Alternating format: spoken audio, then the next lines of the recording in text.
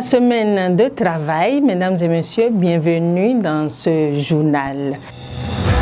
Alassane Tigri déposé en prison. Le vice-président du principal parti de l'opposition au régime du président Patrice Talon, les démocrates, est inculpé dans le dossier du coup d'État déjoué du 7 décembre 2025, selon le journal Banunto.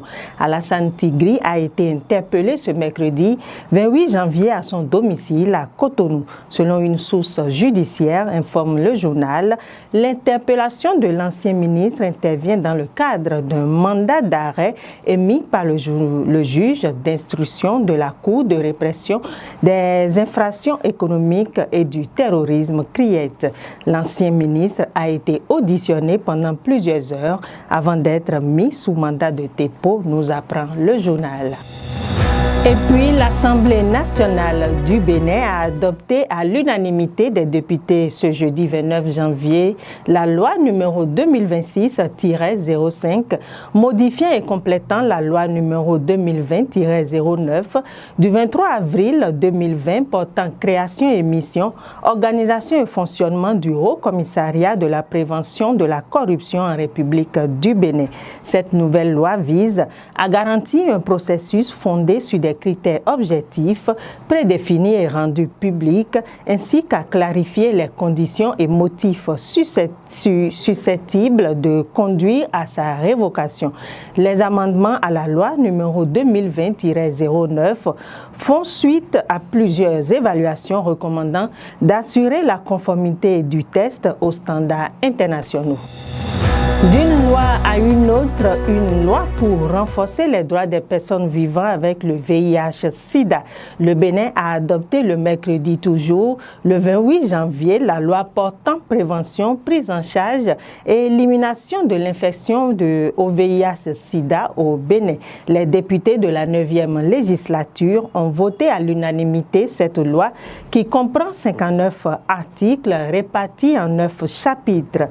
Il vise notamment à lutter contre la stigmatisation peu prise en compte dans les lois en vigueur depuis 2006. La nouvelle loi vient corriger les limites de la loi numéro 2005-31 du 10 avril 2006, restée silencieuse sur plusieurs formes de discrimination subies par les personnes infectées. Le texte renforce notamment la protection des femmes, des enfants, des groupes vulnérables et du personnel de santé face au VIH. Protection de l'environnement à présent, le ministère du cadre de vie lance la plateforme citoyenne 229 cadres de vie, une plateforme numérique destinée à renforcer la participation citoyenne dans la préservation de l'environnement et des infrastructures publiques. Pour le Dr Abdou Aziz Sobadé, directeur des systèmes d'information du ministère, il s'agit d'un outil qui place le citoyen béninois, qu'il vive au Bénin ou à l'étranger, au cœur de l'action publique. La plateforme permet de signaler divers cas d'incivisme tels que les dépôts sauvages d'ordures, les nuisances sonores, la dégradation d'infrastructures ou les pollutions environnementales. Multimodale, elle comprend une application mobile, une plateforme web, un call center digital offrant la possibilité d'envoyer des alertes par texte, images, audio ou appels téléphoniques au numéro vert 144. Un atelier national de consultation sur la réduction de la mortalité maternelle s'est ouvert hier, jeudi 29 janvier, à Cotonou. Prévue pour 2 jours, cette rencontre vise à adopter la feuille de route régionale aux réalités nationales en vue d'élaboration d'un programme multisectoriel pour la période 2026-2030 au Bénin. Cette feuille de route régionale prend en compte l'Afrique de l'Ouest et du Centre et est lancée le 12 mars 2025 en Guinée-Bissau part, le Fonds des Nations Unies pour la population UNFPA, la consultation nationale réunit les acteurs institutionnels techniques et les partenaires du secteur social.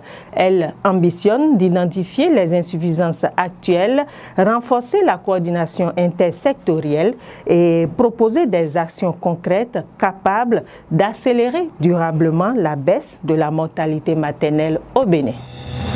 Et pour finir ce journal, au Sénégal, le peuple lance une cagnotte pour Pape Bouna Thiaw, l'entraîneur des Lions de la Teranga. Suite aux sanctions frappant l'entraîneur national, une vague d'indignation s'est transformée en un mouvement de soutien concret entre patriotisme et reconnaissance.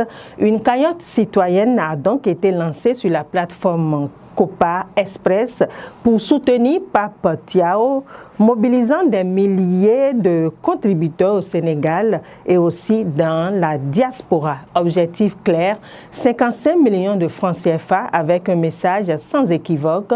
Unissons-nous pour montrer que le Sénégal ne fait que derrière son entraîneur national. Plus qu'une simple aide financière, cette démarche se veut un acte de résistance symbolique et un témoignage de gratitude envers un homme dont le patriotisme a marqué l'histoire des Lions de la Teranga. Rappelons que le sélectionneur a été suspendu pour 5 matchs et condamné à une amende de 100 000 $ par la FIFA. C'est la fin de cette édition. Merci de nous avoir suivis et très bon week-end à tous.